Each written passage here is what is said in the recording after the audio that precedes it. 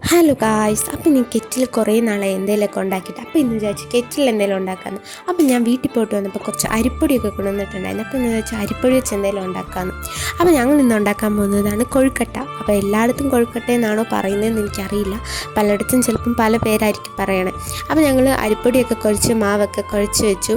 പിന്നെ ശർക്കര ഉണ്ടായിരുന്നു. ശർക്കര ഗ്രൈൻഡ് ചെയ്തെടുത്തിട്ട് ഞങ്ങൾ ഡെസിക്കേറ്റഡ് കോക്കനട്ട് ഓൺലൈനിൽ വാങ്ങിയിട്ടുണ്ടായിരുന്നു. അപ്പോൾ അതും ഇതും കൂടി മിക്സ് ചെയ്ത് വെച്ചു.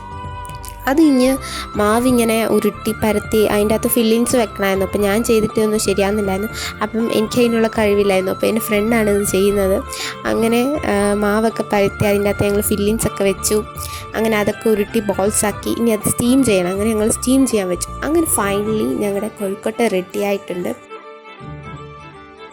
അപ്പോൾ ഇതാണ് ഞങ്ങളുണ്ടാക്കിയ കൊഴുക്കട്ട. ഇനി ഞങ്ങളത് ടേസ്റ്റ് ചെയ്യാൻ പോവാണ്. അപ്പോൾ ഞാൻ ഒരെണ്ണം എടുത്ത് എൻ്റെ ഫ്രണ്ടിന് കഴിക്കാൻ കൊടുക്കുകയാണ്. അപ്പോൾ ആദ്യം നമുക്ക് ആരെങ്കിലും കൊണ്ട് കഴിപ്പിക്കണമല്ലോ, എന്തെങ്കിലും പറ്റിയില്ലെങ്കിൽ നമുക്ക് കഴിക്കാമെന്നൊക്കെ വെച്ച് അങ്ങനെ അവൾ കഴിച്ചു. അത് കഴിഞ്ഞ് പിന്നെ ഞാനും ടേസ്റ്റ് ചെയ്ത് നോക്കി.